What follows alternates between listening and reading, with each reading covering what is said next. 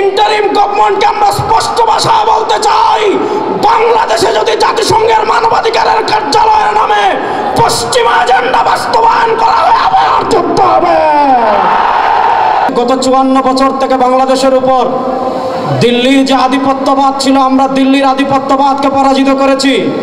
কিন্তু দিল্লির আধিপত্যবাদকে পরাজিত করার 1 বছর হয় নাই। আমরা দেখেছি অন্তর্বর্তীকালীন সরকার আমাদের দেশকে আমেরিকার কাছে বিক্রি করে দেওয়ার ষড়যন্ত্র করছে। পৃথিবীর ব্যর্থ যত সংগঠন আছে তার ভিতর অন্যতম হলো জাতিসংঘ। আমরা দেখেছি জাতিসংঘের মানবাধিকার কমিশন গাজায় গণহত্যা বন্ধ করতে পারে নাই। জাতিসংঘের মানবাধিকার কমিশন সিরিয়ায় গণহত্যা বন্ধ করতে পারে নাই। জাতিসংঘের মানবাধিকার কমিশন ইরাকে গণহত্যা বন্ধ করতে পারে নাই।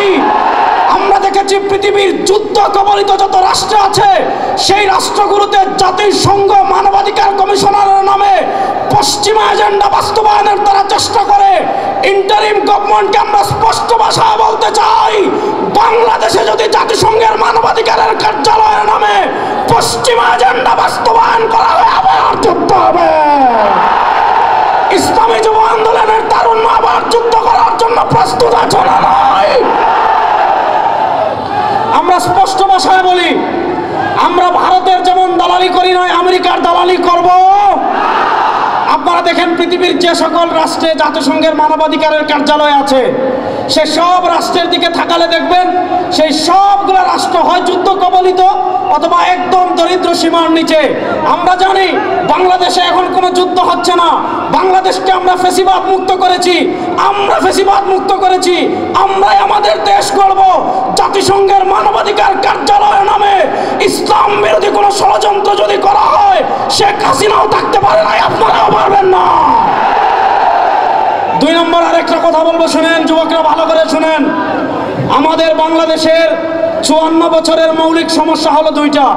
এই 2 সমস্যার এক সমস্যা, আমাদের দেশে 54 বছরে বাঙালি জাতীয়তাবাদের নামে ভারতীয় বয়ান আমদানি করা হয়েছে। আমাদের দেশের আরেকটা মৌলিক সমস্যা হলো আমাদের দেশের ধর্মনিরপেক্ষতার নামে কাঠামোগত ইসলাম বিদ্বেষ চাষ করা হয়েছে। 54 বছর আপনারা জাতীয়তাবাদকে দেখেছেন, 54 বছর আপনারা ধর্মনিরপেক্ষতাকে দেখেছেন, 54 বছর আপনারা মুক্তিযুদ্ধের কথিত পক্ষের শক্তিকে বলেছেন ক্ষমতায় দেখেছেন।